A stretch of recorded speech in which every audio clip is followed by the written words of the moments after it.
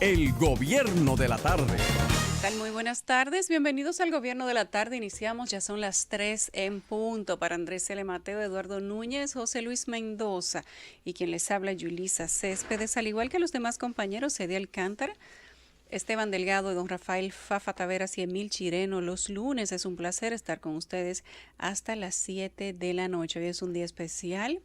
Un día como hoy, en 1965, estalló la Revolución de Abril, protagonizada por acciones político-militares, dividiendo la capital en dos segmentos: los constitucionalistas, defensores del retorno del profesor Juan Bosch al poder, y los llamados oficialistas, defensores del depuesto triunvirato. Hoy es un día para recordar la historia, esa historia que nos ha traído hasta donde estamos en este momento, y la misma que, si no recordamos, volveremos a repetirlas. Buenas tardes para Eduardo, que se encuentra conmigo en la cabina. Don Andrés L. Mateo viene subiendo la escalera, se le ha hecho un poco larga. Y José Luis en algún momento llegará. Muy buenas tardes a todos nuestros radioyentes y a todos aquellos que nos siguen en las redes sociales. Algo que hay que mencionar ya desde un inicio es lo siguiente: la Revolución de Abril, como toda revolución, es un proceso que comienza un día como hoy y termina en el mes de septiembre, el 13 de septiembre. Por lo tanto, será un tema recurrente en esta cabina. Además que, por lo menos yo, trataré siempre de traer a colación uno o dos aspectos de los que jurídicamente influenció la revolución de Abril. Por ejemplo, esa constitución del 63 y, por ejemplo, lo que significó a nivel del derecho internacional. Una de las constituciones más modernas que tuvo República Dominicana, a la que entendemos que en algún momento sus dos presidentes deberán hacerle algún tipo de honor. Increíble que el profesor Juan Bosch dio la vida, sacrificó un premio Nobel para tener un partido que llegara al poder, y entonces cuando llega, sus pupilos no cumplen el sueño que él tenía, ni siquiera aplican la constitución que él trabajó por muchos años y de la que se dejó influenciar mientras estaba exiliado en Cuba. Mira, hoy, tener a don Andrés L. Mateo en la cabina un día como hoy, sin duda que es un lujo. Lo tenemos todos los días, pero cuando se habla de historia y de necesidad de mentes brillantes que puedan hablarle a la gente sobre cómo se dio la historia en este país, Andrés, es un lujo que tú estés aquí con nosotros. Muchas gracias. Buenas tardes. Buenas tardes. Estábamos hablando de la Constitución del 63 y de la Revolución de Abril. Yo iba a decir ahora mismo que muchas veces se dice que fue una constitución avanzada para su tiempo, sí. Y más que avanzada, y ahí yo quisiera hacer a pesar de que era una constitución que se había redactado o que tenía mucho contenido de la Constitución de Cuba, que ya tenía más de 15 o 20 años, ¿verdad, Andrés? La Constitución cubana, claro, de los años 40, la Constitución, como dicen, que se fue a la bolina del 44. Pero para nosotros era moderna, porque nosotros veníamos de una tiranía. No, pero no solamente eso. Esa es la respuesta. Que los elementos que la hacen moderna pocas veces se mencionan. Algunas de las conquistas del Código Laboral del 1992, ya la Constitución del 63 las tenía. Ese derecho de maternidad que nosotros vemos hoy, ya la Constitución la Constitución del 63 las conocía. Los derechos sindicales que nosotros, aunque ya existían, configuramos correctamente o a lo largo y ancho en el Código Laboral del 1992, ya venían enarbolados en esa Constitución del 63. Así es. Y hay más. Hay los elementos relativos a la libertad. Porque uno, cuando ve la historia trujillista, lo primero que descubre es que en el trujillismo la idea de la libertad se convirtió en una especie de tabú. Esa palabra casi ni se usaba. Y uno descubrió, a partir de las posibilidades que el propio discurso boschista, que fue siempre un discurso docente, explicativo, Bosch no era un orador en el sentido decimonónico. Bosch era el educador, el que explicaba, el que se situaba, por ejemplo, frente a la complejidad de una ley como la ley de la plusvalía y te explicaba con ejemplos concretos derivados de la vida cotidiana qué era la ley de la plusvalía. Y le enseñaba al pueblo qué era la plusvalía. Era un discurso docente, era la enseñanza de todos los días. Y eso condujo también a la recuperación del espacio de libertad.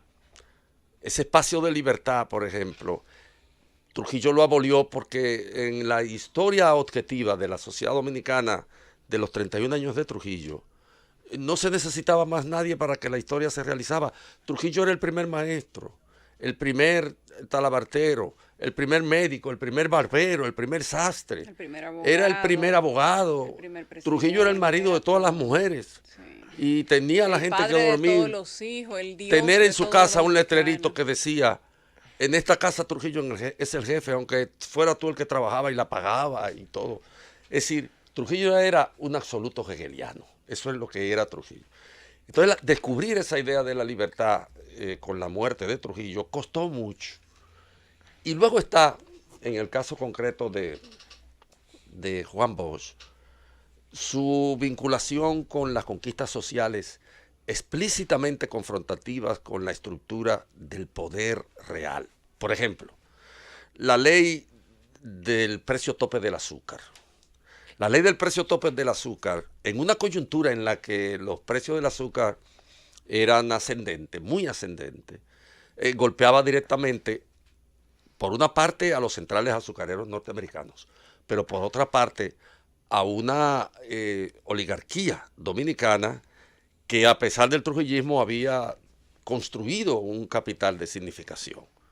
Estaban los ingenios Caey, estaba Romana, y ese precio tope del azúcar le cercenaba una parte importante de la ganancia porque tenía una fundamentación objetiva.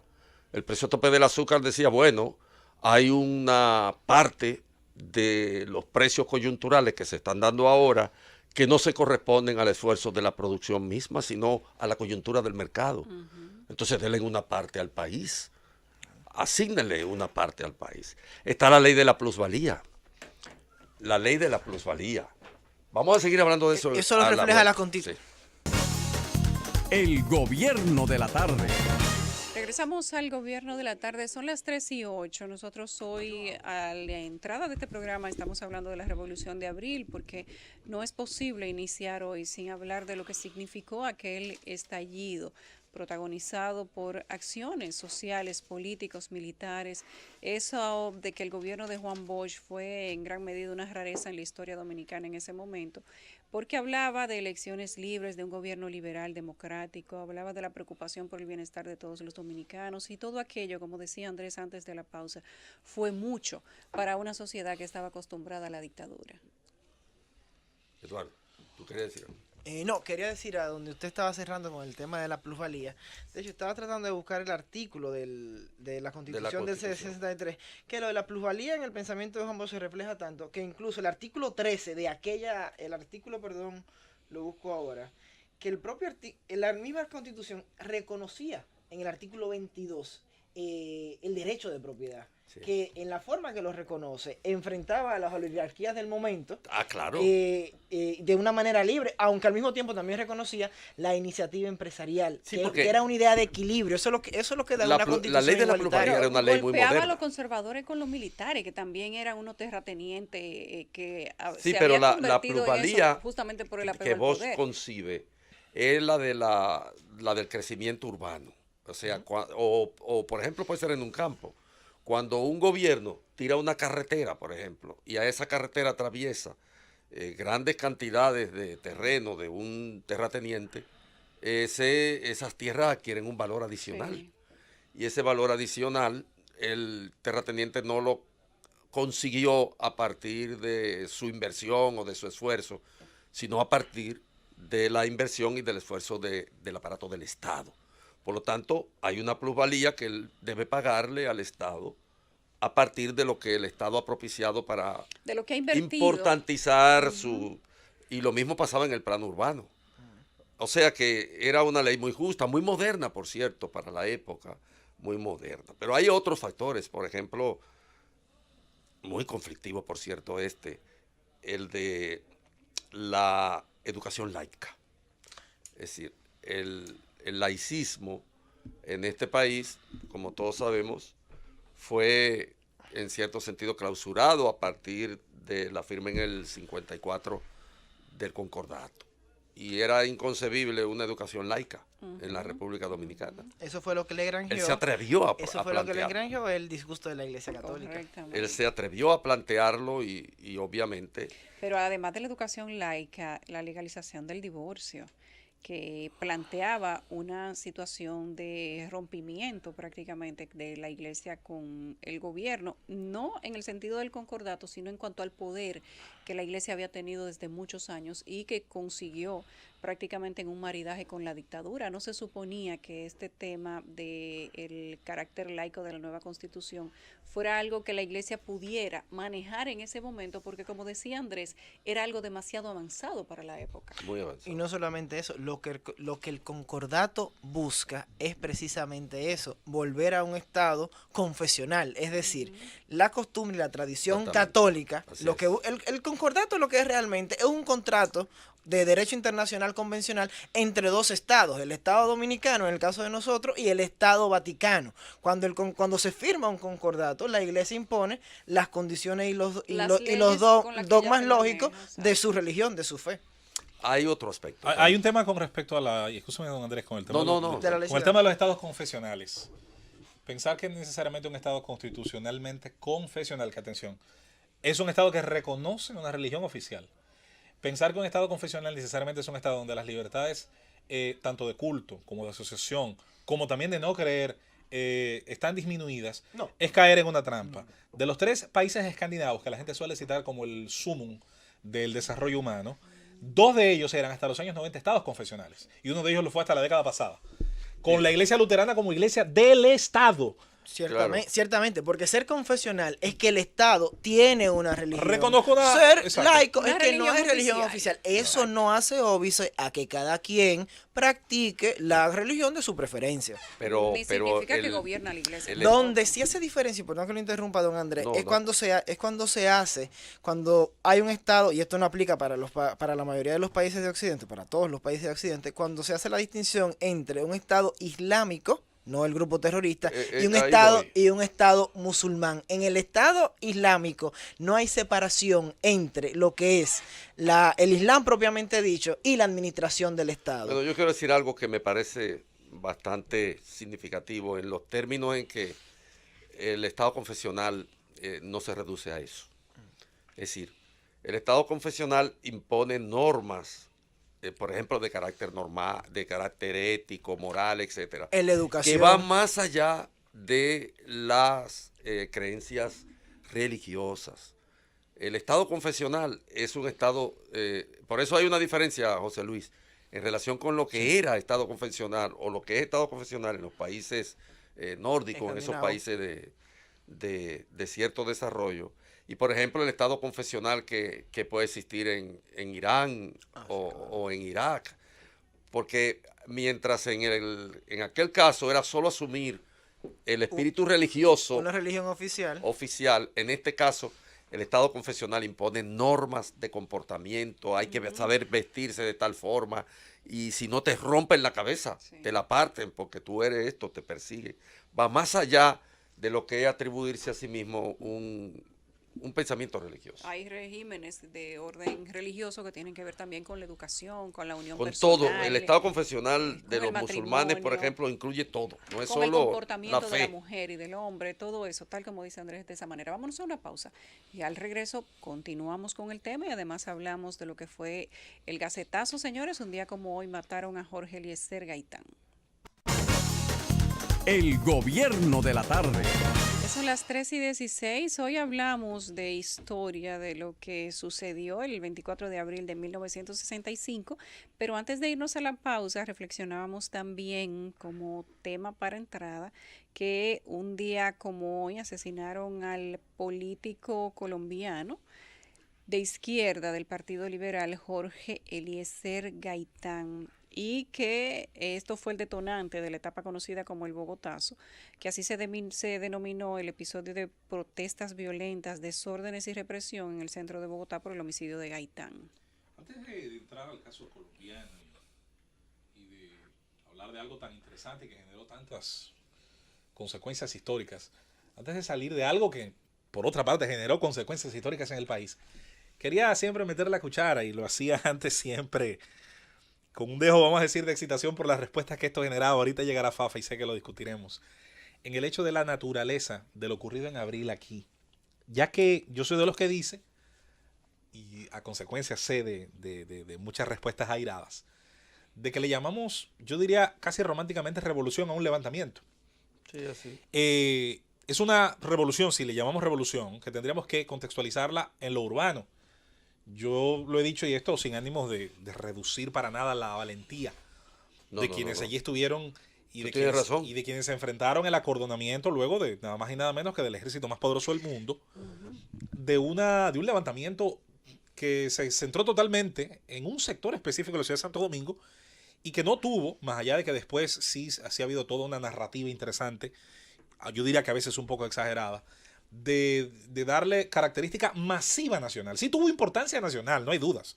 Yo diría que consecuencias nacionales. Ahora, muchas. No tuvo la participación masiva en cuanto al resto del país. Fue expectante, fue observador. Claro. Y se concentró ciertamente, decimos, en una parte de la ciudad donde estuvieron los combatientes, donde estuvo el levantamiento, donde estuvieron los hechos, donde se concentraron los actos. Yo diría que eso explica mucho de lo que es la sociedad dominicana, porque siempre hay un grupo que pone todo en riesgo y hay una gran mayoría que solo ve. Observa. Mira. Y que luego padece, porque hablamos de padecer, en tanto el levantamiento no logra, don Andrés, los objetivos primarios que se propone. Luego padece las consecuencias de ello. Y es todo lo que vino, y es toda la violencia de Estado y todo lo que desnaturalizó la idea de que una democracia dominicana creciera. Sí. Y con eso le paso la palabra a don Andrés, porque siempre he creído, y esto debo decirlo cada vez que voy a expresarlo, siento que me desahogo un poco. La cúpula de nuestro país social, económica, fue tan torpe en su comportamiento a partir del año 63 que ella misma empujó a un hombre moderado, porque eso era Bosch hasta el 63. Pero claro. Lo empujó a leer de Marx, lo empujó a radicalizar su discurso. Así mismo. Ellos mismos terminaron convirtiendo a Bosch en lo que una parte muy pequeña temía que era.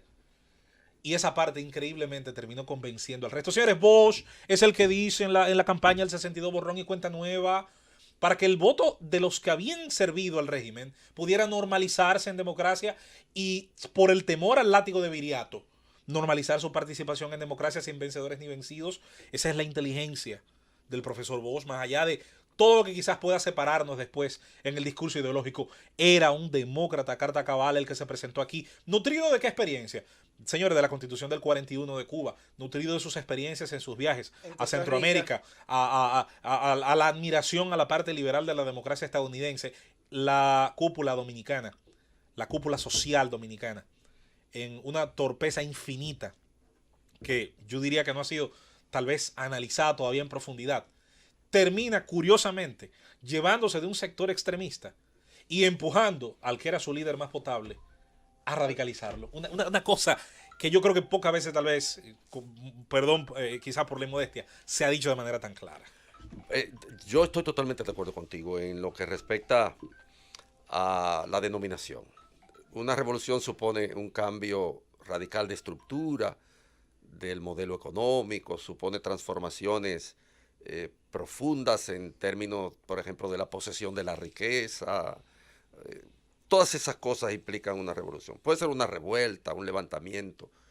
La gente se ha acostumbrado a hablar de revolución, pero en puridad de sentido, sociológicamente hablando, tal vez no sea esa la denominación adecuada. Ahora, lo que sí hay en relación con los resultados que la revuelta de abril del año 65 arroja sobre la sociedad dominicana son referencias concretas y hechos muy, pero muy palpables.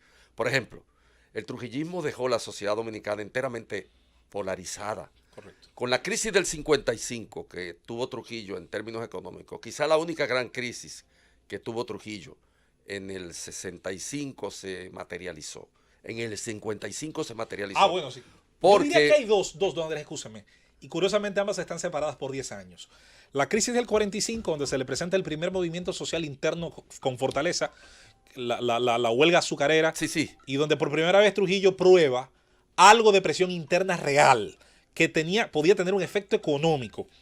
Y esa que usted dice del 55, cuando mucha gente olvida que eso tiene una matriz económica. La crisis del 45 tiene que ver más con el elemento político, sí, en virtud de que Trujillo se vio obligado. La del 55 es económica. Y la del 55 es económica. Sí. Es la primera gran crisis económica. Por el contrario, en la década de los años 40, el trujillismo se fortaleció. No, la bonanza. Porque fue la bonanza, la mayor parte de los la condonación de la deuda. La condonación, pero la se pudo dar el lujo incluso de cambiar la constitución. Porque Trujillo sirvió al mundo europeo que estaba en guerra muchos productos que le significaron económicamente un buen desenvolvimiento para su economía. La década de los años 40 es la década de oro del trujillismo y ahí están todas las construcciones que son las referencias, digamos, iconográficas de la fuerza, de la pureza del régimen. Pero en relación con la guerra, aquí cuando Trujillo muere, dada la crisis del 55, la sociedad dominicana estaba enteramente polarizada y surge después de la Guerra de Abril, cuando se detecta que un factor esencial de la Guerra de Abril fue el hecho de que la sociedad estaba polarizada internamente estaba polarizada, surge entonces la estrategia de la contrainsurgencia que incluye la creación de una clase media en la República Dominicana, un colchón social que sirviera de amortiguamiento entre los dos grandes polos contrapuestos en que había dejado el trujillismo las clases sociales en este país. Y luego, concomitantemente con eso y en el seno de esa estrategia de contrainsurgencia, surge el capital financiero. Aquí no se conocía el capital financiero hasta la década de los años 40. Es decir, no había la posibilidad, por ejemplo, de endeudarse un pequeño burgués por 20 años para adquirir una vivienda, porque eso no existía. Ni tampoco un profesional liberal que pudiera montar una oficina por su cuenta, porque no existía la posibilidad de capitalización. Entonces surgió como estrategia de contrainsurgencia también el capital financiero. Aparecieron las propuestas ideológicas en el escenario de la vida social y los partidos políticos, los gremios, los sindicatos. Se habló ya el lenguaje de las ciencias sociales contemporáneas. El marxismo era un fenómeno de la década de los años 20 en el continente americano y sin embargo ese marxismo entró de lleno, aunque nosotros tuvimos en el 25 el caso de Chapuzó, pero no fue sistémico.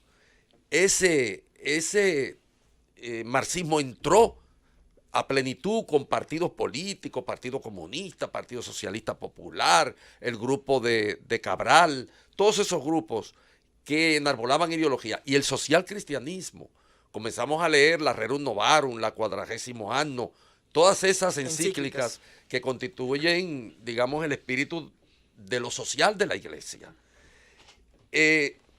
Está también la democracia formal, o sea, se asumió ya las elecciones como parte del juego de la política partidaria y democrática. Hubo representación de partidos políticos en las cámaras. La justicia asumió un aspecto un poco más liberal. En fin, hay la democratización de la educación, por ejemplo. Cuando Trujillo muere en este país hay una universidad. Una universidad. Después de la Revolución del 65, aquí se democratizó la educación superior y se hizo lo que se llamó hacia una nueva interpretación de la historia en la Universidad Autónoma de Santo Domingo y comenzaron a salir otros matices de la interpretación de la historia que no respondían a la historia hechológica, la historia que se fundaba en los hechos nada más y que no no hacía el ejercicio del criterio. La historia de Maurice y la de Betilio Alfau, apareció entonces Emilio Cordero Michel, Franklin Franco, Hugo Tolentino, es decir, toda una serie de intelectuales que vinieron a conformar una idea distinta de la visión de la historia. Y por supuesto está el hecho de que esa pequeña burguesía, esa clase media que va a surgir producto de lo que la Revolución de Abril empuja, va a comenzar a tener un papel preponderante en la lucha política. Y entonces vamos a tener dirigentes políticos de clase media, vamos a tener presidentes que no vienen de las oligarquías tradicionales, no son Jiménez, no son Santana, no son Báez, sino que ya hay clase media que accede a los aparatos del poder en la República Dominicana. La revolución no fue en vano. Es cierto lo que dice José Luis, que desde el punto de vista militar y de su acción y despliegue, estuvo reducida a las, creo que 40 y pico de cuadras de la zona colonial. Pero su influencia, su influjo en la sociedad dominicana traspasa con mucho esas fronteras, sin ninguna duda. El gobierno de la tarde. Regresamos al gobierno de la tarde, son las 3:30. Antes de entrar en las informaciones que tiene Yulisa, hoy es un día de muchas efemérides, ¿no? Sí, muchas, nacionales e internacionales. Y un día como hoy hace, yo creo que cerca de 50 años más o menos, no tengo el dato correcto, pero tiene que estar cerca de 50. Vamos temprano a celebrar el nacimiento un día como hoy hace casi medio siglo de Eddie Alcántara. Felicidades, que sé que esté en sintonía. No tengo el dato exacto. Tengo el dato exacto. Pero por ahí anda. Hay que desempolvar los papilos. Y le tengo un comentario hoy para celebrar su cumpleaños que le va a encantar. De la normalización del uso terapéutico del cannabis. Que yo sé que él es un opositor. En honor a él. Él es un opositor. Se van a matar a ustedes hoy. Felicidades a Eddie donde quiera a la que se gente encuentre. que se quede ahí, que todas las 5 se va a poner mejor. Miren, un día como hoy, aparte de la guerra o del estallido de abril, decía José Luis de manera muy acertada que tal vez eso no necesariamente fue una revolución, pero sin duda que para quienes lo vivieron, la descripción es muy personal. Ya es el nombre que se le quedó. Ya. Sí, eso se quedó. ¿Guerra civil o revolución de abril? Sí. Voy yo a poner un ejemplo histórico. Este país no le reconoce la condición de batalla. Oye, eso, de batalla, no lo tiene el nombre. Al enfrentamiento de dominicanos y estadounidenses. La única batalla real contra dominicanos y estadounidenses, a la Barranquita. A la Barranquita, sí. Y eso debería tener, y ahí debería haber un monumento, y debería haberse hecho un levantamiento histórico. Como dominicanos escasamente armados tuvieron un enfrentamiento que hasta sorprendieron al batallón de estadounidenses que iba en dirección hacia el Cibao. Y debería tener un recordatorio Y aquí anual. no hay un día que se hable, yo no recuerdo, y que me perdone si alguien lo hizo alguna vez, don Andrés, en memoria de la batalla de la Barranquita. Muy poco, se ha hecho, pero muy poco. Bueno, en 1494 inicia sus trabajos la recién fundada Villa de la Isabel. Hoy la jurisdicción de Puerto Plata, el primer ayuntamiento instalado por los españoles en el Nuevo Mundo. Esa es otra vaina. Que, por cierto, ¿Qué turista se lleva ahí? Hoy tiene se lleva un turista ahí? ¿A dónde? ¿A dónde estaba la ruina de la Isabela? Sí. Lo que queda, unos palitos, una cuestión. Todavía ahí queda algo, pero no hay nada. Eso hay que reconstruir. O sea, ahí no hay una infraestructura, aunque sea mínima, para que, llevar a la gente a ver lo eso. Que hace el turismo de cultura es la historia y la infraestructura que haya de uno conocer lo que hay. Aquí se hizo tal cosa, si eso no existe. Eso ha sido descuidado hace mucho tiempo que ha sido descuidado. En 1916, lo que no ha parado es de tener una situación tras otra el Ayuntamiento de Puerto Plata, Andrés, desde 1494. Sí. En 1916, un sismo de 8 grados en la escala de Richter sacude toda la región este del país, provocando daños a edificaciones en la capital sin que se reportaran víctimas. En el 1923, la Quinta Conferencia Internacional reunida en Santiago de Chile recomienda a los gobiernos honrar la memoria de Cristóbal Colón, erigiendo un faro monumental en la costa de la ciudad de Santo Domingo, la capital de República Dominicana. Ese faro a Colón no se hizo sino muchos años después, y ahí está como un elefante blanco. En 1984, un movimiento popular considerado espontáneo moviliza los barrios de la zona norte del Distrito Nacional y se extiende por toda la capital en protesta por el aumento de precios de los artículos de primera necesidad, provocando centenares de muertos, heridos y cuantiosos daños materiales. En el 1991, un 24 de abril, el Senado de la República convierte en ley el proyecto que crea el Colegio Dominicano de Periodistas. Y en el 2007, este mismo Senado convierte en ley el proyecto de incentivo al desarrollo de fuentes renovables de energía que otorga hasta un 75% del costo de la inversión del sector en equipos como crédito único al impuesto sobre la renta y exonera el 100% la importación de maquinarias y accesorios. Y en el 2013, aunque sin sus restos, el coronel Francisco Alberto Camaño Deñó es exaltado al Panteón Nacional por su participación en la Guerra Patria de abril de 1965, el cumplimiento con una disposición congresual. En las internacionales, en el 1984 en Bogotá se producen graves disturbios como protesta por el asesinato del líder de izquierda del Partido Liberal Jorge Eliezer Gaitán. En el 1953 en el Reino Unido la reina Isabel II nombra a Winston Churchill como caballero de la jarretera.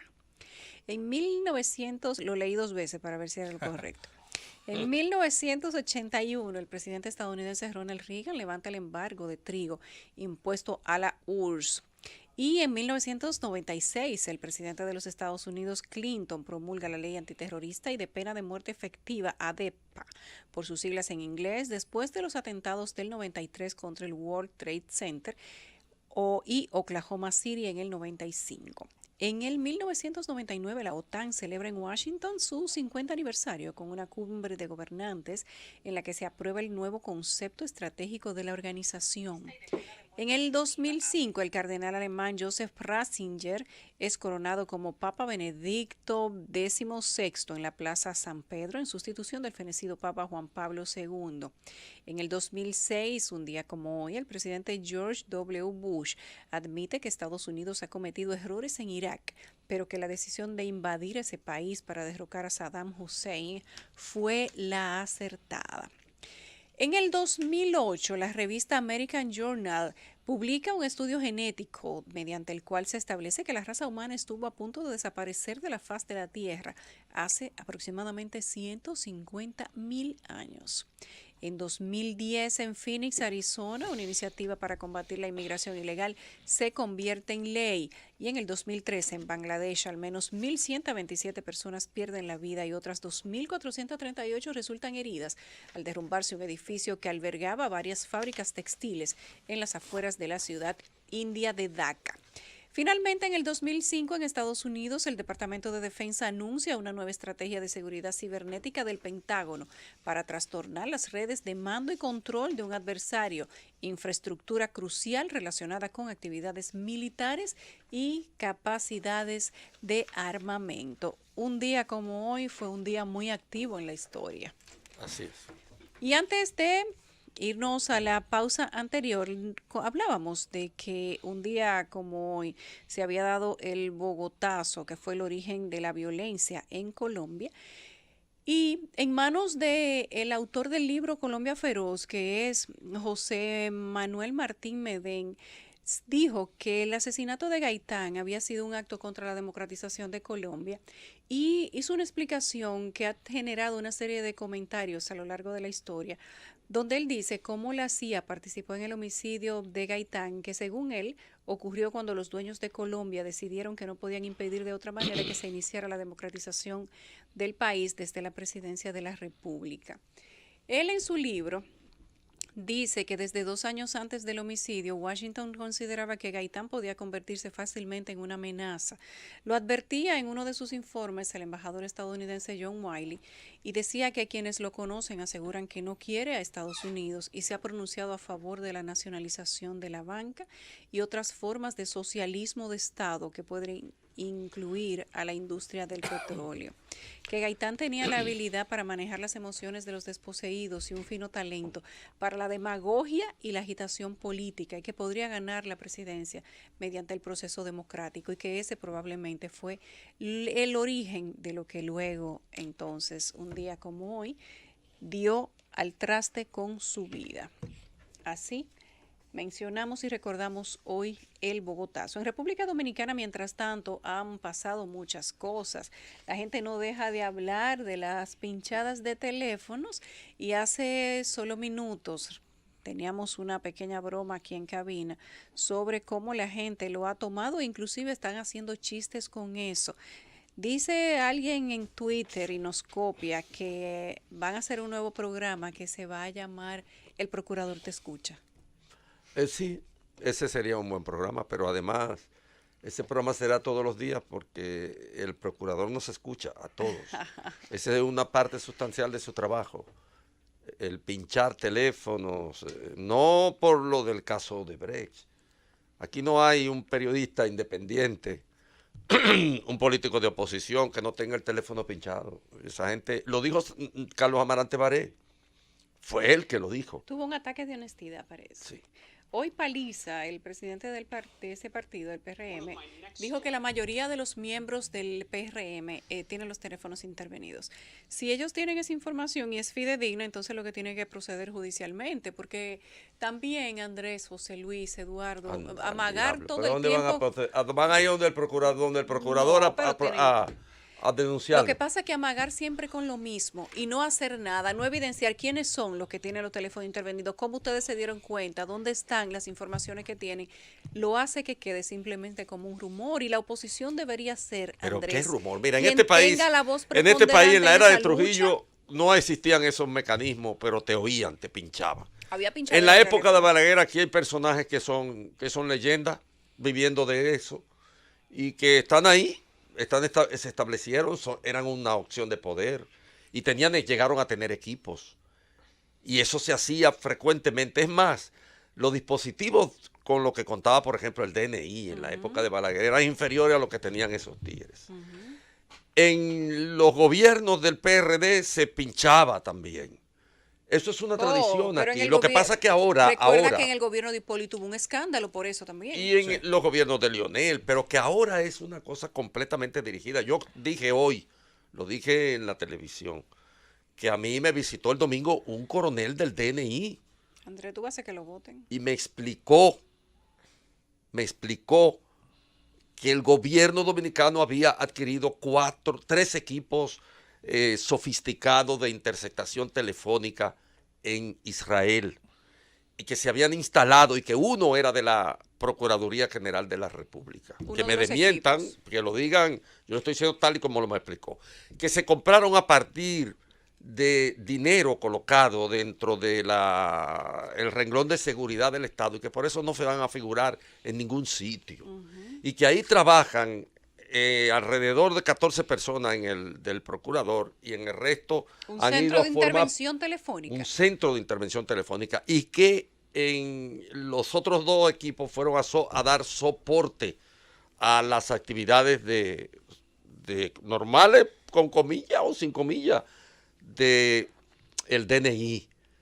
Eso no es nada extraño en este país porque aquí las deformaciones institucionales es lo que rige. Las deformaciones institucionales. ¿Qué concibe a un procurador de cualquier país medianamente civilizado en ese tipo de actividad? Pero aquí es la República Dominicana. En Perú están todo el mundo preso y no hubo escándalo de pinchadera de teléfono. En absoluto. No, pero además el procurador no fue ni siquiera a interrogar. 3 presidentes presos. Habiéndole concedido el juez. Uno se suicidó y todos los involucrados presos también. Habiéndole concedido el juez a ese procurador la posibilidad de ir a interrogar a quienes hicieron las delaciones premiadas en Brasil. Él no lo usó.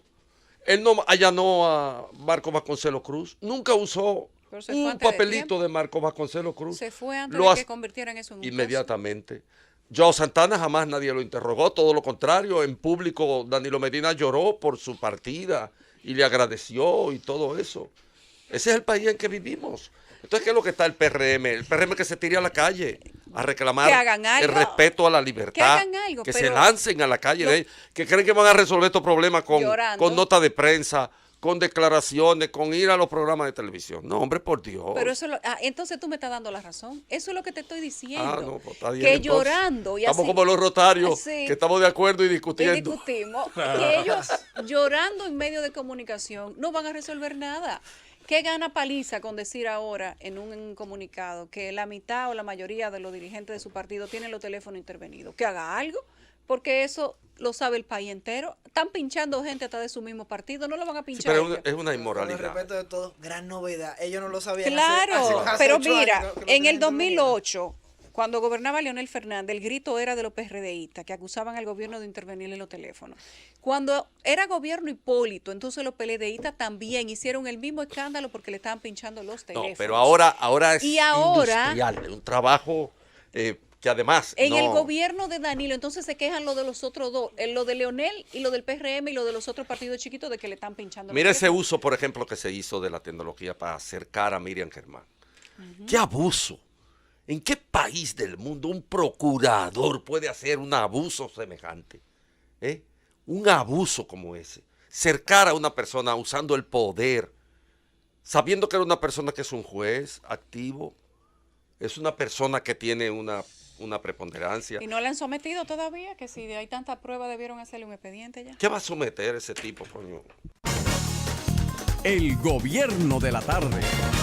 Regresamos al gobierno de la tarde. El 61% de la población valora positivamente la gestión de Danilo Medina, dice la encuesta CID Latinoamérica, que ha sido criticada por la oposición y por el grupo de Leonel Fernández. De los 1.195 encuestados, entre los días 11 y 24 de abril, el 51% dice la encuesta que se expresa a favor de la loco que salga Galo para que se vea la verdad del jefe de Estado, y en cambio el 36% opinó desfavorablemente al respecto. La encuesta coloca a Medina como favorito entre los líderes políticos de cara a los comicios del 2020 y evidenció que de no optar por repostularse, la vicepresidenta Margarita Cedeño podría ser la favorita de los electores.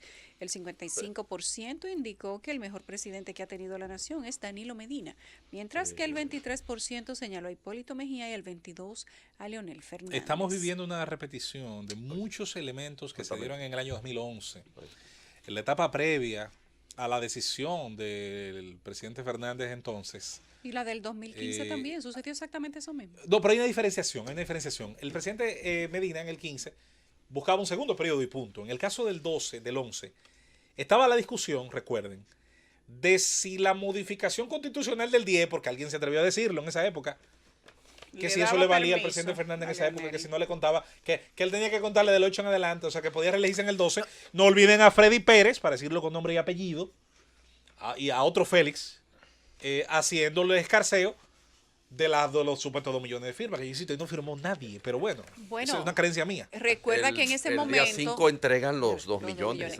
Recuerden que en ese momento fueron los mismos Vincho. Bueno, el doctor Marino Vinicio Castillo, el padre, fue el que dijo que Leonel estaba hecho de un material que el país no podía darse el lujo de que se les retirara y que los tenía que continuar. Los insustituibles. Hay una repostulación. Esta encuesta la hizo José Ramón Peralta. Hay algo de lógica que yo quiero decir. Oye, pero qué, no puede qué ser, descarado, no puede ser que en un país con 3 millones de personas que tienen más de 35 años, solamente 2 puedan ser presidentes. Hay que borrarse esa idea de la cabeza. Otra cosa, la reelección no es cuestión de un concurso de popularidad, es una decisión político-constitucional. No importa qué tan alta sea la popularidad de un presidente, es una decisión que se toma en la Constitución. Obama era muy popular y no podía presentarse a otro periodo porque la Constitución se lo prohíbe. Y él decidió respetar la Constitución, porque no era que si él quería podía modificarla tampoco. Por ejemplo, el presidente Álvaro Uribe, para salir del ejemplo de Estados Unidos, también quería presentarse a otro periodo. El Tribunal Constitucional, una decisión, una interpretación de la Constitución, le dijo que no. No es una cuestión de qué tan popular usted es, sino de respetar los límites que la Constitución impone, los límites que la sociedad dominicana entiende como válidos. Así es. Bueno, el Comité de Compras y Contrataciones de la Junta Central Electoral dio apertura esta mañana a las propuestas económicas de las empresas que participan en la licitación pública internacional para adquirir los equipos del sistema de voto automatizado a utilizarse en las primarias del 6 de octubre. Ahí tenemos los participantes que son Mixcorp, Prodacon, DigiWorld, Omega Tech, Multicómputos e IQTech Solutions, quienes debieron presentar sus propuestas sin impuestos incluidos. Qué bueno que no está Indra. Conforme a la orden de la apertura, la propuesta de IQTech fue de 1.211.000 con impuestos incluidos, y Prodacon, que solo oferta lectores QR, es de 33.440.000. Y la de Mixcorp, por ejemplo, es de 1.567 millones. Multicómputo solo participa en la licitación con impresoras térmicas que oferta 207 millones. En el caso de DigiWorld, su oferta económica es de 19 millones, mientras Omegatech la hizo por 29 millones. O sea que la más alta es la de IQTech, que es de 1.000.211. El Instituto Nacional de Protección de los Derechos del Consumidor, Proconsumidor, presentó los resultados de cierre del operativo Proconsumidor Contigo Semana Santa 2019, el cual impactó a miles de vacacionistas informados sobre sus derechos y desplegó un sistema de medidas preventivas, abarcando los servicios de alimentación, transporte terrestre, hoteles, educación, vigilancia del mercado y buenas prácticas comerciales. El Ministerio de Cultura anunció para los días 26 de abril al 5 de mayo la 22ª Feria Internacional del Libro Santo Domingo 2019. Decenas de obreros trabajan en la construcción de las casetas que alojarán a expositores. Más de 130 editoras y librerías nacionales y extranjeras, además de instituciones públicas y privadas, son instaladas en la Fortaleza, Osama y calles de la zona colonial como Las Damas y Las Mercedes. El senador José Paliza reveló que tiene informaciones de que, al igual que Eduardo Sanz Lobatón, secretario de Finanzas, la mayoría de integrantes del Partido Revolucionario Moderno tiene los teléfonos intervenidos, vulnerando los más finos principios constitucionales de la democracia. Su privacidad ha sido intervenida al momento que interceptaron su teléfono móvil, subrayó en la reunión de la Comisión Política de este miércoles.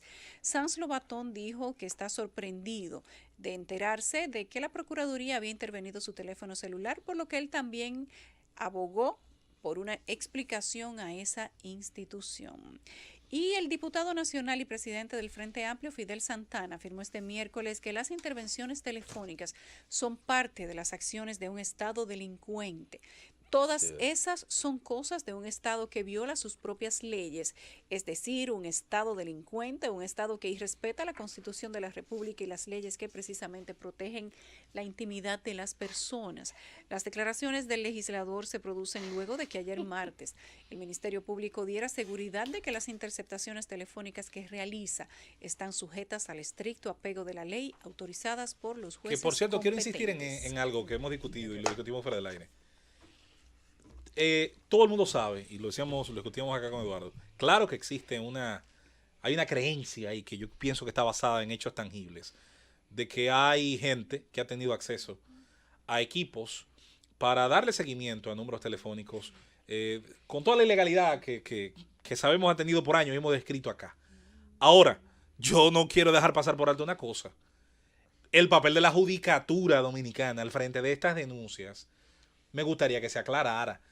Porque usted le puede poner el número que usted quiera a las escuchas ilegales. Ahora, a mí me resulta el número de las legales bastante llamativo. Para no decir otra cosa, peor, pudiera decir algo peor.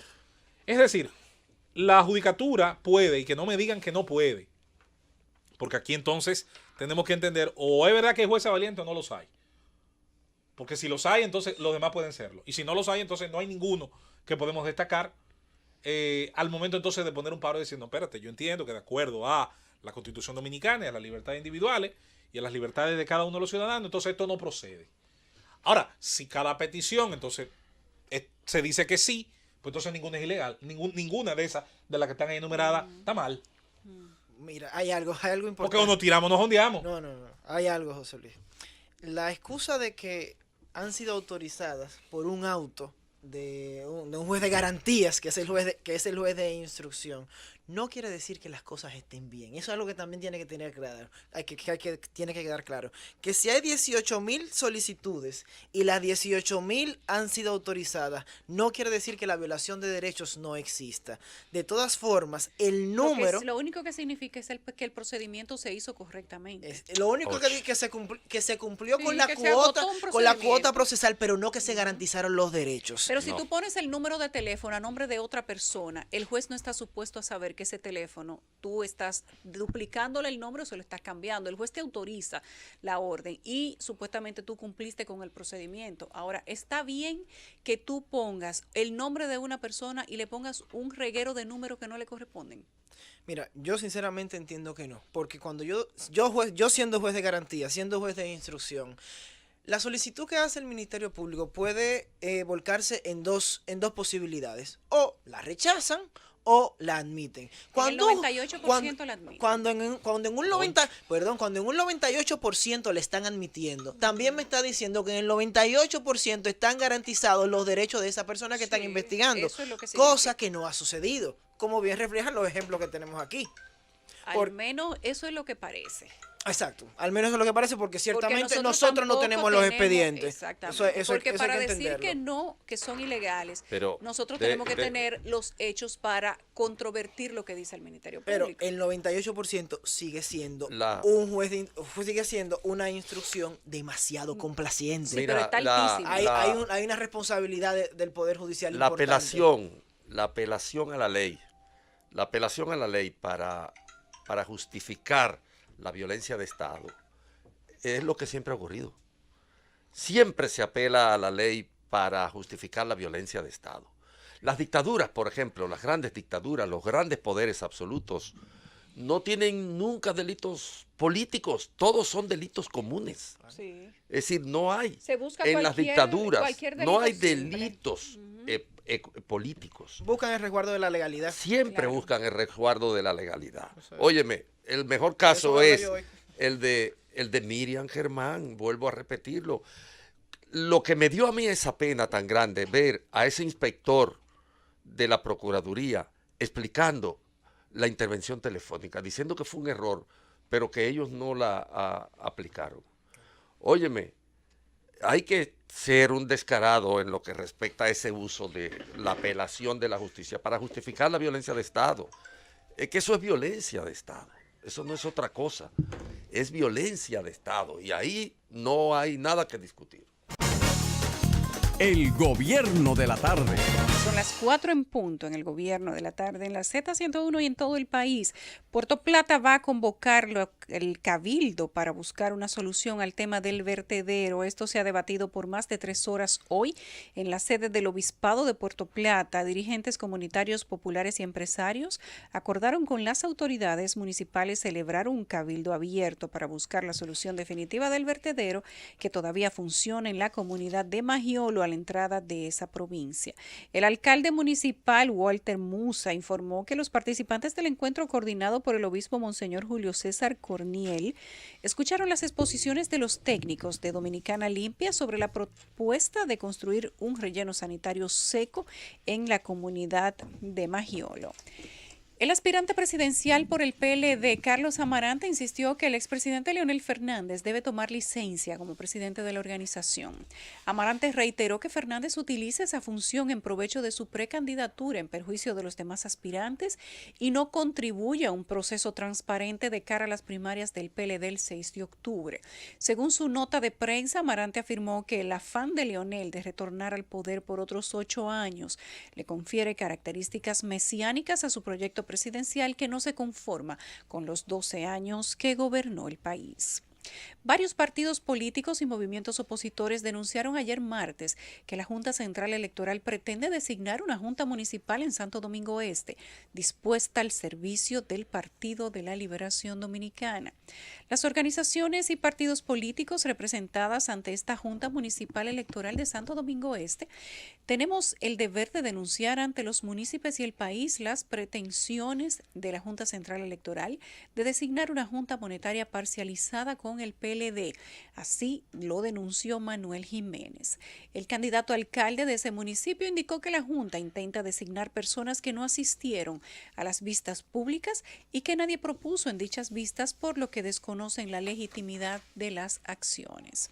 El Colegio Médico Dominicano, el Consejo Nacional de Sociedades Médicas Especializadas y la Asociación Nacional de Clínicas y Hospitales decidieron este miércoles hacer un paro nacional a las administradoras de riesgos de salud. De acuerdo con un comunicado, el Colegio Médico indicó que esto es por las violaciones de las leyes que rigen el sector salud por las ARS que niegan y excluyen de los derechos fundamentales de la salud de la población y el derecho al ejercicio médico, decidiendo el criterio. La huelga está pautada para el próximo miércoles 1 de mayo. Además, exigen la inclusión a discutir de la parte de la salud de la ley 8701 que crea el Sistema Dominicano de Seguridad Social y el aumento de los tarifarios a los centros de salud. Además, exigen que inicie la atención primaria con carácter público y que se garantice la libre elección para los pacientes. El gobierno de la tarde. Regresamos al gobierno de la tarde. La vicepresidenta de la República, Margarita Cedeño, anunció que contará en un libro la relación de Leonel Fernández, Danilo Medina y ella, como cuando eran los tres mosqueteros. Cedeño dio a conocer lo de la obra sin ofrecer más detalles en su cuenta de Twitter al relatar que escuchar el tema Nací en el Mediterráneo, interpretado por Lolita Flores, les recordaba a sus queridos compañeros Medina y Fernández, este último su esposo y por quienes pidió a Dios que los ilumine. Nosotros así iluminados comenzamos los comentarios individuales y el primero es de don Andrés L. Mateo. Muchísimas gracias. Voy a hacer una reflexión muy breve hoy sobre la Constitución de la República y Gonzalo Castillo. En la redacción de todas las constituciones de la Tierra, de las que hay en la Tierra, puede que haya constitución en Marte, yo no lo sé, pero de las constituciones que rigen la vida de relación social de los países en el mundo contemporáneo, hay siempre un capítulo respecto de lo que se llama la supremacía, la primacía de la Constitución. Vale decir, la Constitución es un cuerpo de leyes, de normativas, de referencialidades, de costumbres, de hábitos, de expresión cultural, de aspiración. En las constituciones se plasman muchas aspiraciones. Por ejemplo, la Constitución Dominicana comienza casi con un exordio que es un discurso de deseo. Se dice que nosotros somos un Estado social, democrático, es decir, se hace un exordio respecto de lo que somos, pero en realidad no lo somos, es una aspiración. No hay un Estado social en la República Dominicana que pueda responder a las demandas de la ciudadanía satisfactoriamente. Eso no existe. Hay un régimen previsional, aquí los viejos están arrojados a su propia suerte, no existe un régimen de derecho verdadero, aquí el que tiene dinero puede hacer lo que quiere y el pobre se lo llevó el diablo. La realidad es que las constituciones conforman un referente inevitable en lo que respecta a los límites, por lo menos enunciativos, retóricos, que el poder tiene que tener para legitimarse como tal.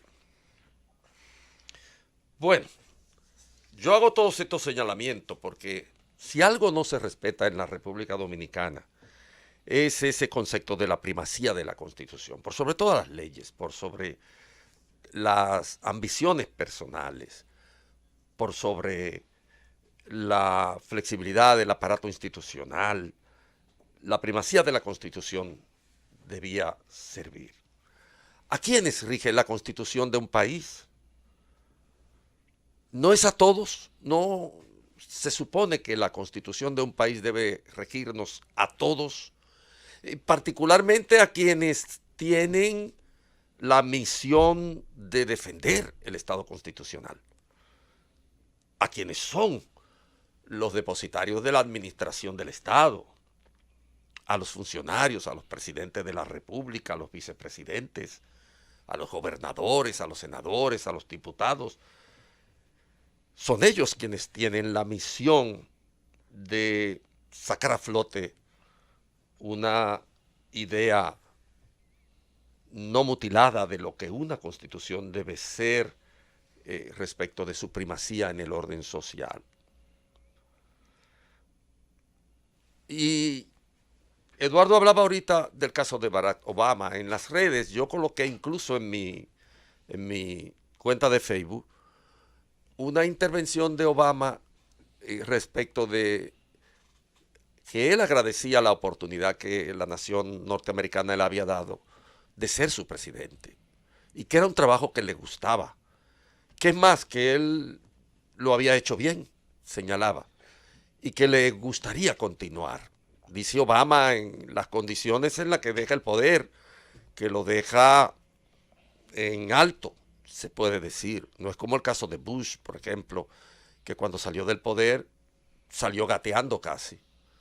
Obama lo deja en alto y es capaz de decir que le gustaría seguir, que él lo considera el acto más digno de toda su vida, haber manejado el Estado en representación de todos los ciudadanos, pero que la Constitución no se lo permitía. Y Obama lo dice humildemente, el hombre más poderoso de la tierra, puesto que era presidente de la nación más poderosa de la tierra en ese momento. El caso Obama es un caso, en consecuencia, paradigmático, de referencia obligada para poder entender por qué los países institucionalizados progresan, por qué los países institucionalizados avanzan, por qué en los países donde se respetan las instituciones, las apetencias, los conceptos equívocos, el caos respecto de la concepción patrimonial del Estado no funciona. Y en cambio, en los países donde la primacía de la Constitución es un relajo, donde los ministros no respetan la Constitución, donde hay una atmósfera que contribuye a endiosar a los presidentes, no a considerarlo el primer empleado público de la nación, sino dioses, emperadores, semidioses, etcétera, como ocurre en la República Dominicana. En esos países donde la primacía de la Constitución se impone, hay desarrollo, hay progreso, hay viabilidad del espacio democrático.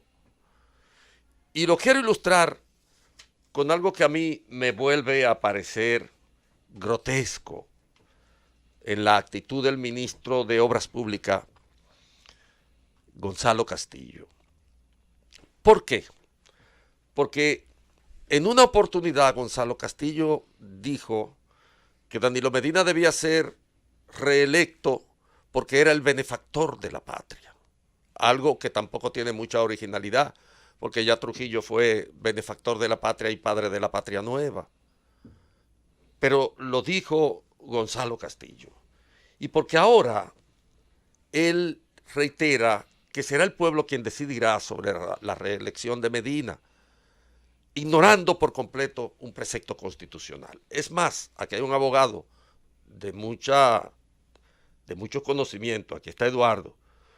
En la propia Constitución, el artículo 114 establece determinadas sanciones para los funcionarios públicos que violen taxativamente los predicamentos constitucionales.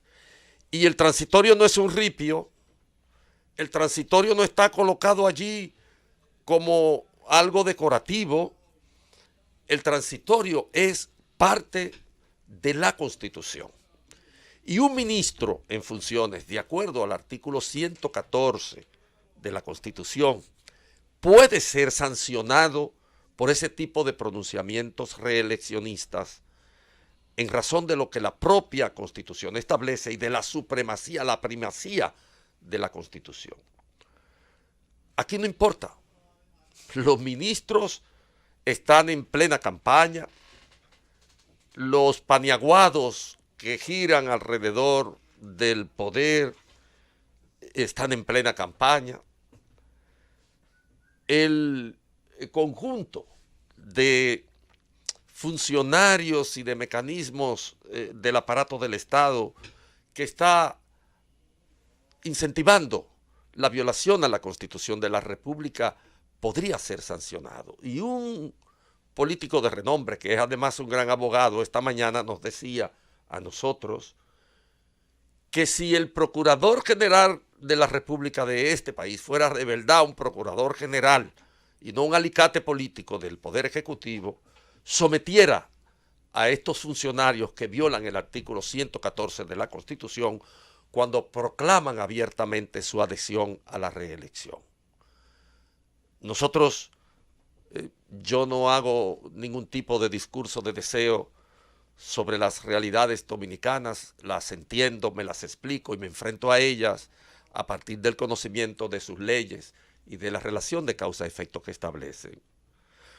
Por eso, solo lo digo porque sé que este procurador, como cualquier otro procurador, en un país donde la imagen presidencial es casi cesaropapista, en un país donde el presidente de la República es quien reparte los sobrecitos, como decía Leonel Fernández, obviamente que un procurador no se va a atrever a marcharle, puesto que incluso ese propio procurador actúa a favor de la violación a la Constitución de la República.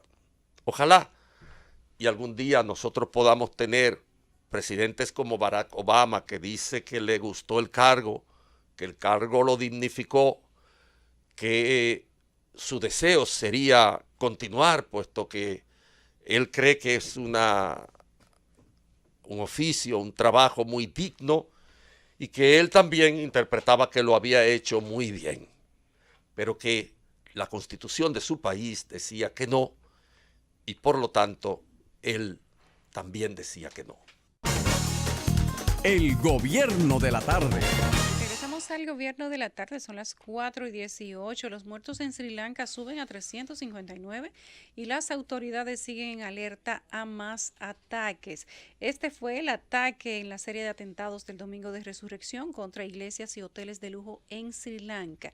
Estas cantidades la han informado hoy fuentes oficiales que revelaron sus sospechas de que podrían cometerse todavía nuevos ataques en la isla y tienen que estar atentos en este momento y que tienen la situación bajo control, o al menos la tendrán en los próximos días, dijo el viceministro de Defensa de Sri Lanka, Ruwan Wijewardene, en una rueda de prensa con periodistas extranjeros. De acuerdo al portavoz, las informaciones apuntan a que los ataques del pasado domingo fueron cometidos por al menos 9 suicidas que se inmolaron con explosivos, matando a centenares de personas. Continuamos con los comentarios y en este momento es el turno de José Luis Mendoza.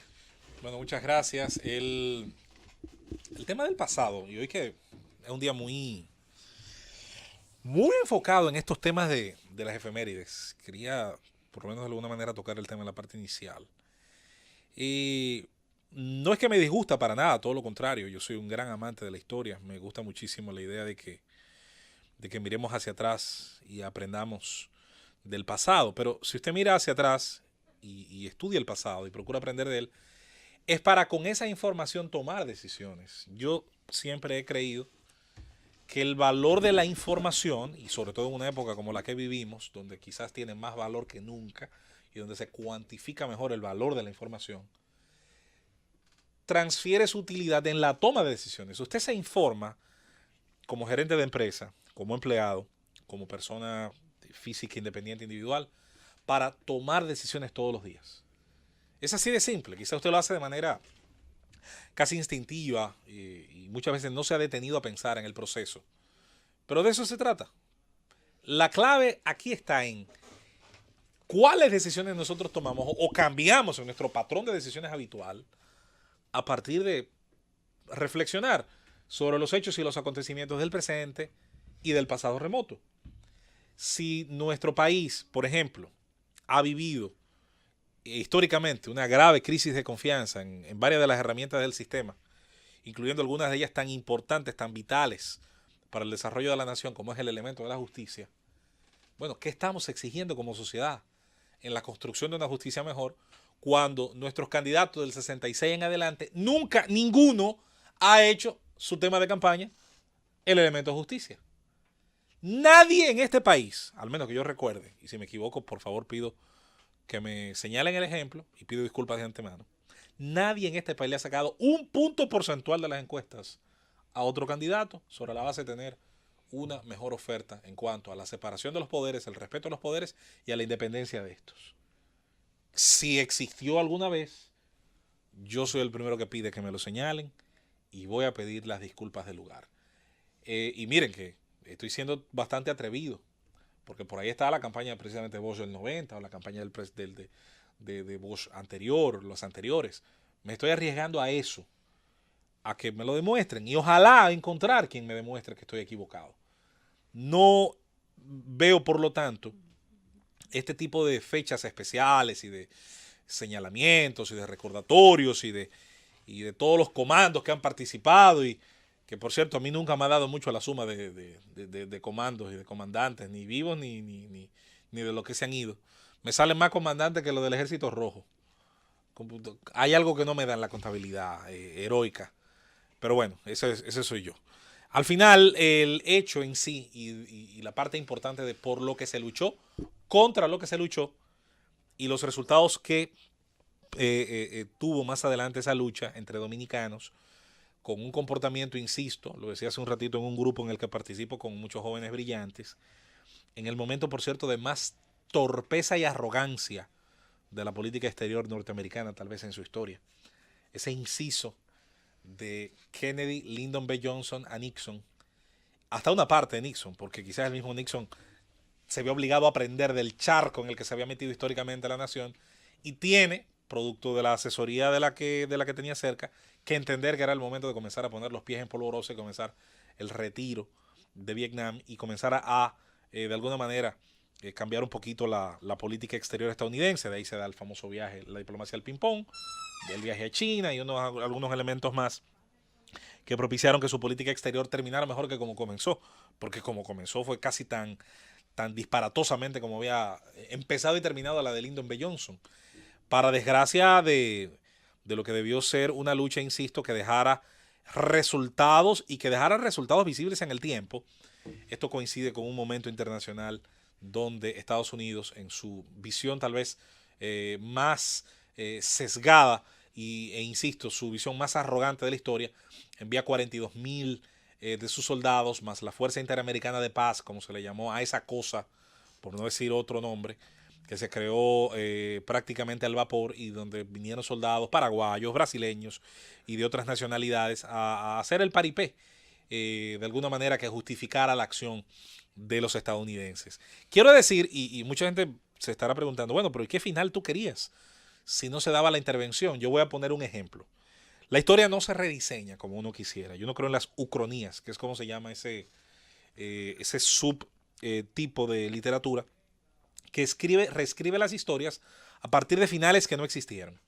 Una ucronía interesante que se ha llevado al cine es la posibilidad, por ejemplo, de que la Segunda Guerra Mundial hubiera ganado el eje.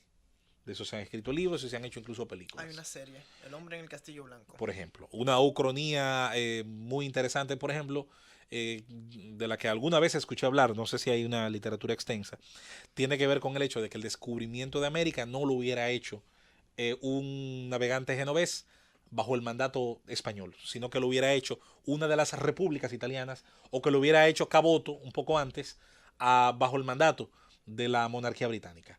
Imagínense cómo se desdibuja la historia y cómo la misma ahora pasaría a tener otros elementos. Eso es lo que se llama ucronía. Yo no soy un gran fanático de ellas, pero creo que algunas son bastante interesantes. ¿Y por qué menciono el término? Bueno, porque hay una revolución, o no revolución, más bien también es un levantamiento. Lleva el nombre de revolución en ese país. También algunos historiadores lo discuten allá si debe llevar ese nombre. Pero que sí tuvo efectos posteriores, porque entre otras cosas no tuvo la intervención externa, negativa por demás, y que de alguna manera neutralizaba la posibilidad de que se lograra, por ejemplo, el primero de los efectos. Restitución de una constitución. Óyeme, restituir una constitución como la del 63, ¿qué motivo más noble?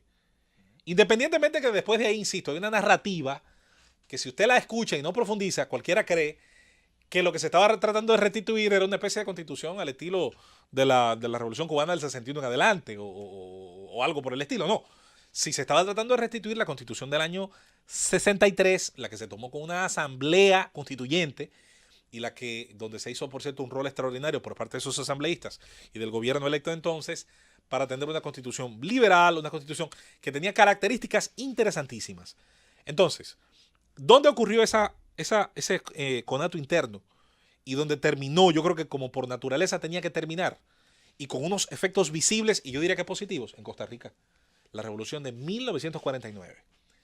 invito a los más jóvenes interesados en la Revolución de Abril a leer sobre lo ocurrido en Costa Rica a finales de los años 40 y cómo se da un movimiento primero político que luego termina generando un enfrentamiento militar, luego termina generando un enfrentamiento civil, armado, y termina con el final natural entre las partes, es decir, una termina imponiéndose a la otra, y esta imposición ya luego conlleva que una negociación. Usted no puede aniquilar al enemigo y a todos los que piensan como el enemigo, cuando es una parte importante de la población. Entonces, ante la imposibilidad de generar una guerra de aniquilación, y qué bueno que no, entonces se tiene que dar que una negociación. Eso ocurrió en Costa Rica. ¿Y qué parió esa revolución costarricense? El primer país sin fuerzas armadas de América Latina, con unos niveles de libertades durante muchos años envidiables. El ejemplo de justicia constitucional. Y esa justicia, esa validación de las herramientas republicanas y esencialmente su justicia, ¿qué termina pariendo? La prosperidad económica. El hecho de ser el Estado de América Latina que liberalizó y no permitió que el Estado creciera tanto, que terminara, aunque en los últimos años yo creo que eso se contaminó un poco, y que no terminara castigando a través de gravámenes y de una serie de figuras arbitrarias en los impuestos. Fíjense que no hablé de arbitrio, sino de figuras arbitrarias en los impuestos, que no es lo mismo. No terminara generando, como el resto de América Latina, una especie de Cronos en el Estado que devorara a sus propios hijos, es decir, la productividad de sus ciudadanos. Costa Rica es un perfecto ejemplo, insisto. Miren el deseo mío, la ucronía que me acabo de exponer frente al micrófono. Probablemente, sin la intervención externa y dado los acontecimientos que parecían darse, aun cuando yo insisto que es un levantamiento muy urbano, posiblemente hubiera tenido un final cuyas consecuencias, tal vez, pensando en positivo, hubieran sido bastante beneficiosas en el largo plazo para la sociedad dominicana.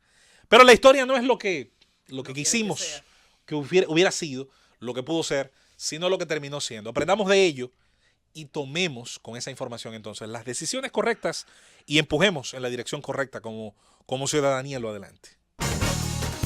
El gobierno de la tarde. Regresamos al gobierno de la tarde, son las 4:31. Antes del comentario de Eduardo, tenemos una información eléctricamente interesante. Bueno, de alto voltaje, ¿verdad? Perdonen el humor, ¿no?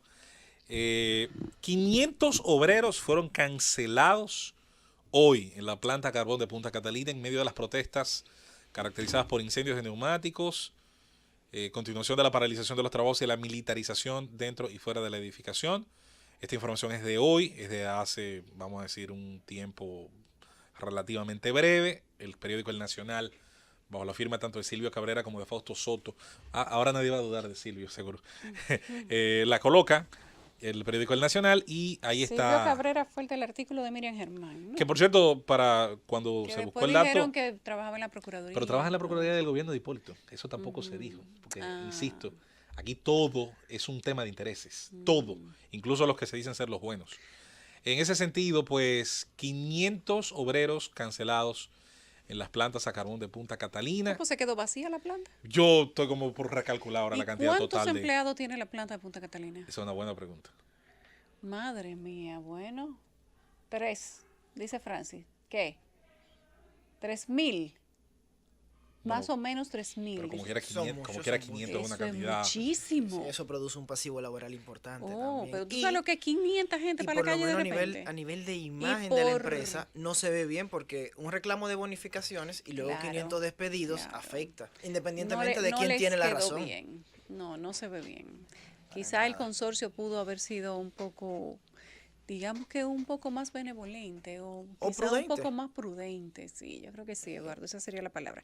Vamos a continuar con los comentarios y el turno le toca justamente a Eduardo Núñez. Muchísimas gracias, Yulisa. Muy buenas tardes a todos nuevamente. Mira, el contexto que estamos viviendo hoy o que hemos vivido en esta última semana nos brinda la oportunidad de hablar de un sistema político que en contraposición a la democracia es menos estudiado, hay menos conceptualizaciones a su alrededor y tiene por supuesto muchísima menos literatura disponible. Esta discusión fue abierta por, naturalmente, el informe del PNUD, el cual dice, que existen ciertos rasgos de autoritarismo en la República Dominicana. Esta declaración coincide con los reclamos de la Iglesia Católica que se hicieron sentir en las declaraciones del Arzobispo Metropolitano de Santo Domingo, como también en las declaraciones de aquellos sacerdotes que brindaron el sermón de las 7 palabras. En contraposición a la acusación de autoritarismo, se han dicho cosas que merecen ser hasta cierto punto respondidas. Una de ellas es que no puede existir autoritarismo cuando el gobernante es elegido en elecciones democráticas. Lo primero que hay que tener en cuenta es lo siguiente. Esas elecciones que llamamos democráticas no necesariamente reflejan la preferencia de los votantes, sino la gran ventaja económica del partido dominante, es decir, del partido oficialista. Y además, como hemos establecido anteriormente, así como la democracia evoluciona, el autoritarismo también, y nada impide que un partido político acceda al poder por medios democráticos y intente mantenerlo por medios autoritarios.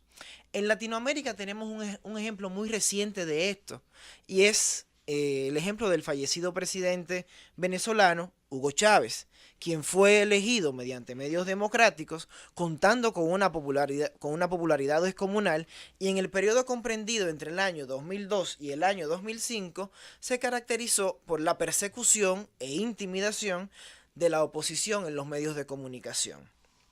Dicho en palabras más sencillas, un partido puede llegar democráticamente, pero mantenerse en el poder autoritariamente. Las elecciones democráticas son un elemento del sistema democrático, pero no son garantía de la democracia en el futuro. Una adenda que debe de hacerse a las consideraciones que hace el informe del PNUD es decirlo, que en cuanto a las consideraciones se queda corto, porque, por ejemplo, prescinde de señalar el rol que pueden presentar los partidos políticos, tanto el partido oficialista como los partidos de oposición, en establecer la calidad de la democracia y la connotación que pueden estos dar a rasgos de autoritarismo. Tomando como ejemplo al mismo Hugo Chávez, este siempre dependió, y lo que quiero decir con esto es que un gobernante no puede verse en independencia de la fuerza que lo lleva al poder. Y Hugo Chávez nos sirve nuevamente de ejemplo. Chávez siempre dependió de su partido político para organizar a sus seguidores.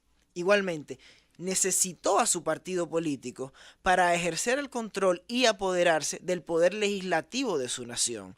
Por eso cuando leí en el periódico de ayer la expresión del ex procurador general de la República de que nunca se había utilizado una frase autoritaria, eso me recordó mucho a esa frase que decía: yo necesito mi Congreso. Esa frase. Quiero mi Congreso. Yo quiero mi Congreso. La simple frase sí denota un rasgo autoritario, porque es una injerencia directa del Poder Ejecutivo en un deseo de controlar el poder legislativo. También en nuestro caso se explica de una manera muy sencilla. Muchas veces las estructuras jerárquicas y de toma de decisiones que se adoptan a lo interno de un partido son exactamente las mismas que esa fuerza política luego utiliza en el control de la administración estatal. Esto nosotros lo hemos presenciado en diversas ocasiones, cuando, por ejemplo, las decisiones que son competencias puras del Estado dominicano se toman a lo interno de un órgano partidario y luego son ratificadas como decisiones estatales. Podría pensarse que aquel partido que resulta vencedor en las elecciones tiene el derecho de tomar las decisiones de Estado. Nada más absurdo que esto, o nada más ingenuo, por una razón muy sencilla. La lógica de control de partido, la lógica de la administración del partido, no es nunca la lógica de la administración del Estado. El presidente es presidente de todos los dominicanos y no presidente de los miembros de su partido. Por tanto, no debería de necesitar aval aval de su partido para administrar la cosa pública a favor y provecho de todos los dominicanos, sin importar cuál sea su simpatía.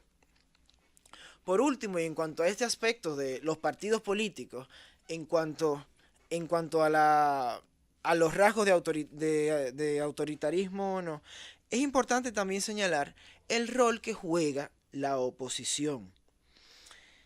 Cuando el rol de la oposición en una democracia es exactamente ese, el de establecer límites, el de servir de equilibrio, el de servir de contrapeso.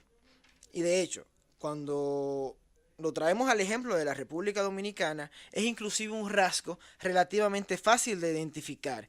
Si se observa que entre el oficialismo y uno de los principales líderes de la oposición existe un acuerdo implícito de no atacar, y entre el otro líder del principal partido de la oposición le falta el discurso y la estrategia política para enfrentar al gobierno.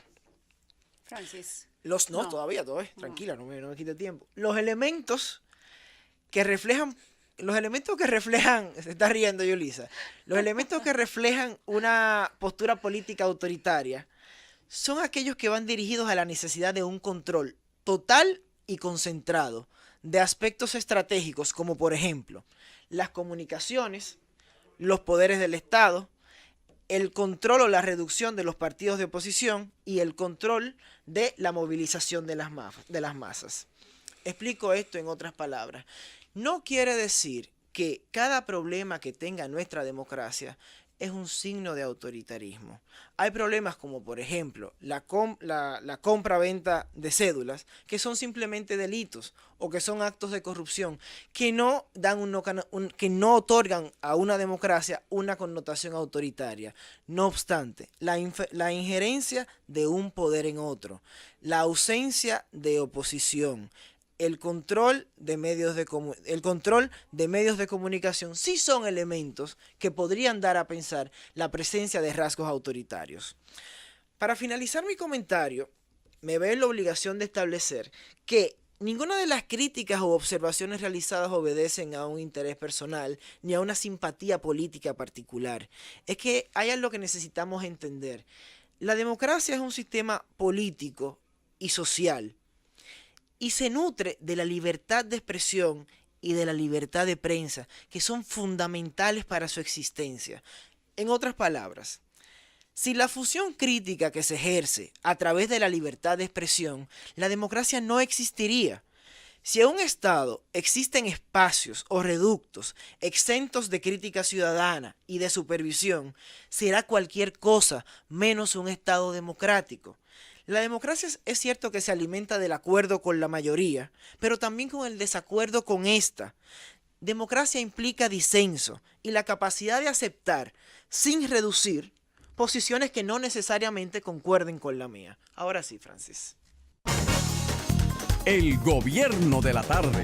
Continuamos en el gobierno de la tarde, ya son las 4:43. Bastantes críticas ha generado por parte de los opositores, principalmente de a lo interno del Partido de la Liberación Dominicana, los datos, las cifras que ha publicado la encuesta CID Latinoamérica. Hay un video que lo ha colgado el ex vocero del expresidente Leonel Fernández, no sé si sigue siendo su vocero, Rafael Núñez, donde habla de la falta de precisión de la encuesta CID Latinoamérica cuando en las pasadas elecciones se refería a los resultados entre los candidatos que iban por la alcaldía. Hablaba de Roberto Salcedo y en este caso de David Collado. Y en ese video, que es la voz de un noticiero, y lo voy a compartir con ustedes en breve para que lo escuchen, se ve como la encuesta no acierta, pero recuerden que las encuestas no son una bola de cristal y donde en ellas se pudiera ver el futuro. Y esto se utiliza como una especie de mofa, un videíto corto que está circulando por redes sociales con el cual, bueno, pues la gente hasta se muere de la risa porque si no lo acertó en aquel momento y los datos que dio fueron tan inexactos, una forma diametralmente opuesta al resultado que se dio finalmente, ¿por qué tendrían que creerle en este momento? Y aparentemente, si usted lo ve desde que son un grupo contra el otro, podría encontrarle justificación. Y les voy a compartir el video antes de continuar diciéndole lo que les estoy diciendo. Escuchen. Latinoamérica presentó una encuesta que muestra que si las elecciones fueran hoy, el alcalde del Distrito Nacional y candidato a cargo a reelegirse, Roberto Salcedo, ganaría con un 60% ante un 33% del candidato del PRM, David Collado. Resultó lo contrario, David Collado ganó con 56 y Roberto Salcedo perdió con un 36.83. Hay otro donde se ve la cuenta de Twitter, atención presidencia, del presidente Medina, y comprendo o asumo que esto es un montaje porque se ve, es como un screenshot de la cuenta de Twitter de Danilo Medina que dice: en la web 2 puntos, Danilo Medina resta calidad a la encuesta CIS Latinoamérica y al Centro Económico de El Cibao. Bueno, pero resulta que era un tuit que el presidente sí había escrito el día 13 de septiembre del año 2011 a las 2:30 de la tarde y ahora lo han rescatado. Fíjense qué tiempo tenemos para hurgar y buscar cosas interesantes, que este tuit del 2011 ahora se trae a colación nuevamente y se manda por los chats de WhatsApp en contraposición con la encuesta CIS Latinoamérica que dice que más del 50% de la gente estaría dispuesto a apoyar la reelección. Resulta que en años preelectorales el país entra en una especie de crisis generalizada. La gente no escucha más que de temas políticos, no se habla, Eduardo, de más que pinchaderas de teléfonos, y lo decía ahorita que esto ha sucedido con todos los gobiernos y con todos los partidos que han estado en oposición, incluyase al PLD. No se habla más del desdén de los problemas reales, de las crisis, de la situación económica, y hacen que la gente entre en una especie de paranoia permanente que se disuelve solo después de las elecciones. Y la pregunta es si nos vamos a pasar el año entero en eso. Comenzamos tan temprano y tan temprano como desde el año pasado a hablar sobre el tema de la reelección, y cuando el presidente dijo que hablaría en marzo, simplemente eso fue como echarle gasolina a un fósforo de cuava. Mira, algo muy interesante en lo que dices. Nosotros somos una sociedad tan particular y tan dispuesta al morbo político que el momento en que se calienta la discusión política es en Semana Santa. O sea, estamos... Qué atípico. Sí, o sea, no es en el momento de vacaciones es que comenzamos a discutir sobre si hay reelección, sobre el tema del autoritarismo, sobre el enfrentamiento iglesia-estado. Y como ha sucedido en periodos electorales anteriores, yo creo que este no será distinto. Ya la discusión política empezó, ya las encuestas empezaron a salir cuando no un día detrás de otro, semanal. Y esta situación solamente se va a intensificar, sobre todo porque ya también comenzarán las candidaturas o precandidaturas, mejor dicho, a los puestos municipales, a los congresuales, y ya estamos en política. De manera permanente. No, y resulta que este año, como tenemos 3 procesos electorales prácticamente todos casi juntos, pues resulta que se va a hablar mucho de política y que la situación del ambiente electoral pues se ve bastante caldeado. Inició de una forma ácida y aparentemente así va a continuar. Nosotros tenemos elecciones primarias dentro de los partidos políticos. Luego tenemos las primarias dentro de los partidos políticos va a significar prácticamente unas elecciones nacionales para algunos partidos, entiéndase los dos partidos mayoritarios. Pero luego para el gasto del contribuyente también. También, Sí. no se va a gastar casi lo mismo que en unas elecciones. Queríamos primarias, pero queríamos primarias abiertas, algunos, pero no Pero pensábamos quién las iba a pagar. Claro. Así mismo es. Entonces, resulta que últimamente hemos descubierto que los teléfonos se pinchan en República Dominicana y que lo que usted habla, probablemente medio DNI, media Procuraduría y medio grupo de sinvergüenza que viven de pincharle los teléfonos a la gente y vender las informaciones o las grabaciones, nos está pasando a la mayoría de nosotros. Resulta que lo descubrimos ahora, pero también resulta que esa misma conversación y que esa misma crítica la hacemos cada año preelectoral y cada año electoral. Hemos entrado en esta vorágine donde resulta que parece que nos dimos cuenta que el presidente y los funcionarios solamente gobiernan para su grupo. Anteriormente, parece que el año pasado y el antepasado sí gobernaba para todos. Sí era el presidente de todos, pero ya el día de hoy no. Es el presidente solo para el grupo del PLD. Yo con el tema del espionaje no entiendo la sorpresa por lo siguiente. La política, la actividad política y el espionaje político siempre han tenido una relación incestuosa. Eso no es nuevo y no es nuevo y tampoco es nuevo para la República Dominicana.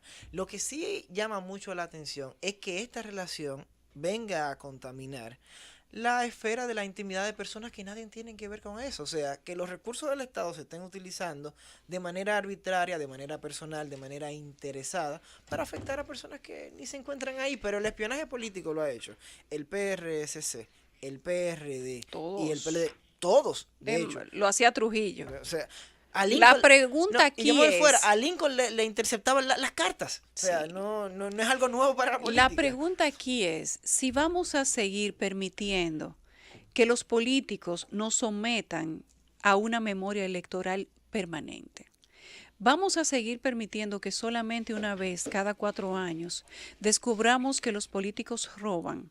¿Roban ahora o roban siempre? Que los jueces y fiscales obedecen a políticos en muchas de las ocasiones y que las encuestas son herramientas de manipulación.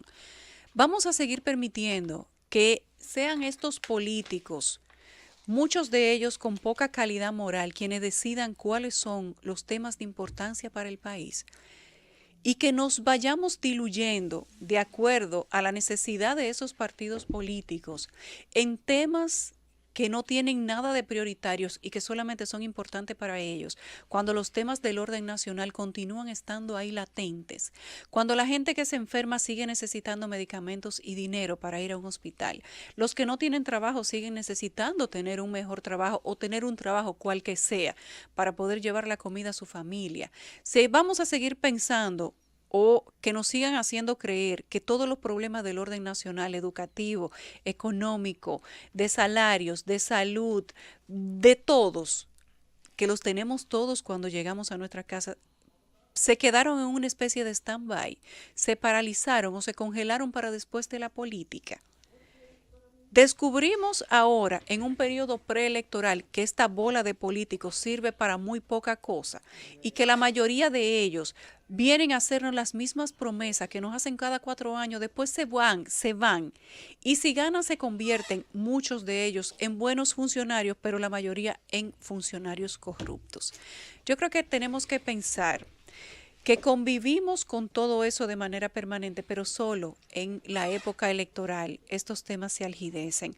No puede ser que este año desde inicio se dedique a quitarle la esperanza a la gente, que los políticos empiecen a entender que ellos tienen el poder de hacerle creer a la población que solamente los temas electorales tienen la principalía y que solamente los temas de partidos políticos merecen la atención de la ciudadanía. La gente tiene que seguir empujando para sus propias soluciones, tratando de que los gobiernos, a pesar de que están en temporada de preelecciones, elecciones internas y preparándose para unas elecciones generales, sigan gobernando como les toca gobernar, porque a la hora de pagarles y de cobrarnos los impuestos, a nosotros no nos tratan como si estuviéramos en una época preelectoral. Nos cobran igualito, nos notifican igualito y usted tiene que seguir manteniendo un estado de su bolsillo sin importar si es época preelectoral o no. ¿Qué queremos dejar dicho con esto? Que la gente no puede dejarse arrastrar a los temas que le importan solamente a los que manejan la mayoría de los fondos públicos. Que usted que está ahí tiene que ser un votante observador, que no puede permitir que sean los políticos quienes dicten su agenda y que se pasen el año completo discutiendo sus situaciones internas y que dejen de gobernar. El gobierno tiene que dedicarse a hacer lo mejor que pueda con el presupuesto nacional para resolver los problemas de la gente y dejar de estar hablando de reelección, metiéndose en lo que no le importa de los partidos contrarios, como el caso del Tribunal Superior Electoral, Reinaldo Pared Pérez, el Partido de la Liberación Dominicana y el PRD. Dejar de estar hablando de política en vez de hablar de los problemas principales del país y dejar de creer que todos los ciudadanos de este país son una bola de petontos que se creen que solamente los temas electorales van a primar en un año como este y en el año que viene, y que a la gente se le va a olvidar que les estamos pagando sus salarios del tamaño que sean para que ustedes gobiernen y no para que se dediquen solamente a debatir, a discutir y a utilizar el escenario del gobierno y de la sociedad para dilucidar temas que solamente le interesan a ustedes. Los políticos a su política, pero los que son funcionarios, y esto va también para el presidente, que se dediquen a gobernar, que para eso el país les paga. El gobierno de la tarde.